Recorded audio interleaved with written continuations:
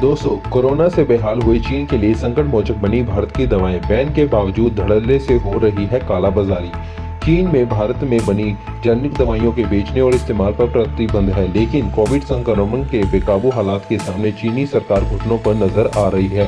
प्रतिबंधों के बावजूद भारत में बनी जेनेरिक दवाइयों की यहां धड़ल्ले से कालाबाजारी हो रही है और सरकार ने इसके लिए मौन सहमति दे रखी है। इसके अलावा चीन के राष्ट्रीय स्वास्थ्य आयोग ने कोविड के इलाज के लिए अमेरिकी कंपनी पैक्सलोविड के व्यापक वितरण का ऐलान किया है। ये पहली विदेशी दवा है जिसे चीन की सरकारी अस्पतालों में मुहैया कराए जाने की योजना बनी है। चीन में मोटे तौर पर ज्यादातर लोग कोविड के इलाज के लिए फाइजर की पैक्सलोविड या एस्बुटीन के भारत में निर्मित जेनेरिक वर्जन प्राइमोवीर, पैक्सिटा, मोल्यूनेक और मोनार्टिसी सहारा है। Pharmaceuticals expert promotion council of India के चेयरमैन शाहिन मुंजाल ने बताया है कि चीन से लगातार कोविड और अन्य दवाइयों की मांग आ रही है। सबसे ज्यादा मांग आइबुप्रोफेन, पैरासीटामोल की देखने को मिली है। महीने में एक बार जारी होगी कोविड डाटा।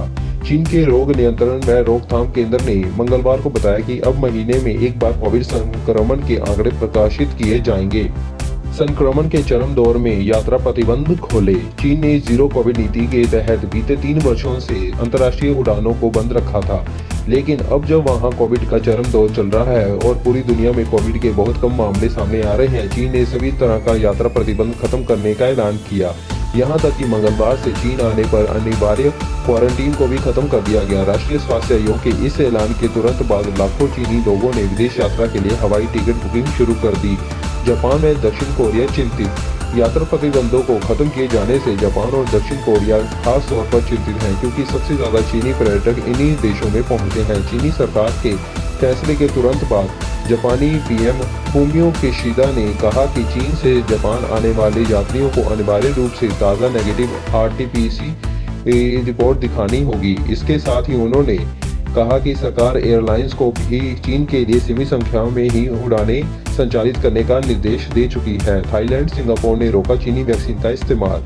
चीनी वैक्सीन के असर पर शंका के चलते थाईलैंड, सिंगापुर ने तुरंत प्रभाव से चीनी वैक्सीन का इस्तेमाल रोक दिया है। वहीं तुर्की ने भी वैक्सीन के फिर से अध्ययन का फैसला किया है। चीन से इन देशों ने खरीदी वैक्सीन।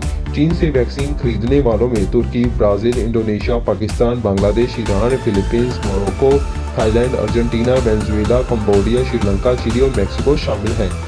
सिचुआन में 60% से ज्यादा संक्रमित। 8.3 करोड़ की आबादी वाले सियाचिन प्रांत में 60% से ज्यादा लोग संक्रमित हो चुके हैं। सर्वे में 63% ने माना है कि वह बीते कुछ दिनों से संक्रमित हो चुके हैं। ऐसे ही और नए फैक्ट्स जानने के लिए वीडियो को लाइक, शेयर करें और चैनल को सब्सक्राइब करें। बेल आइकन को दबाना मत भूलिएगा।